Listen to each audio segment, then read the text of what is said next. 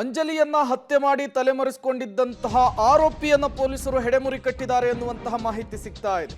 ಹುಬ್ಬಳ್ಳಿಯ ಅಂಜಲಿ ಹತ್ಯೆ ಪ್ರಕರಣಕ್ಕೆ ಸಂಬಂಧಪಟ್ಟಂತೆ ಅಂಜಲಿಯನ್ನ ಕೊಂದಿದ್ದಂತಹ ಆರೋಪಿ ವಿಶ್ವ ಅಲಿಯಾಸ್ ಗಿರೀಶನ ಬಂಧನ ಆಗಿದೆ. ಹುಬ್ಬಳ್ಳಿಯಲ್ಲಿ ಅಂಜಲಿ ಹತ್ಯೆ ಆಗಿತ್ತು.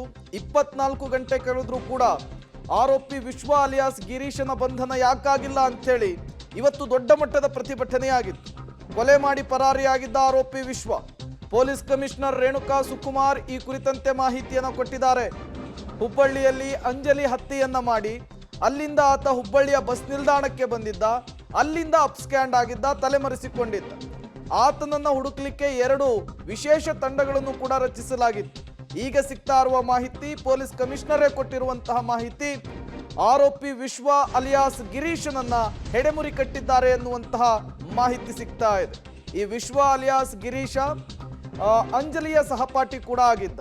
ಪ್ರೀತಿಯನ್ನ ಅಂಜಲಿ ಒಪ್ಪದೇ ಇದ್ದಿದ್ದಕ್ಕೆ, ನಿರಾಕರಿಸಿದ್ದಕ್ಕೆ ಮನಸ್ಸೋ ಇಚ್ಛೆ ಚುಚ್ಚಿ ಪೋಷಕರ ಎದುರೇನೆ ಹತ್ಯೆ ಮಾಡಿ ಅಲ್ಲಿಂದ ಆತ ಕಾಲ್ಕಿತ್ತಿದ್ದ.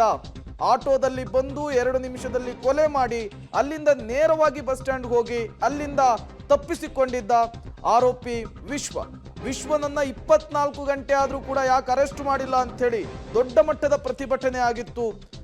ಪೊಲೀಸ್ ಕಮಿಷನರ್ ಅನ್ನ ಬದಲಾಯಿಸಬೇಕು ಅನ್ನುವಂತಹ ಕೂಗು ಕೂಡ ಕೇಳಿ ಬಂದಿತ್ತು. ಈ ಬೆನ್ನಲ್ಲೇ 2 ವಿಶೇಷ ತಂಡಗಳನ್ನ ರಚನೆ ಮಾಡಲಾಗಿತ್ತು.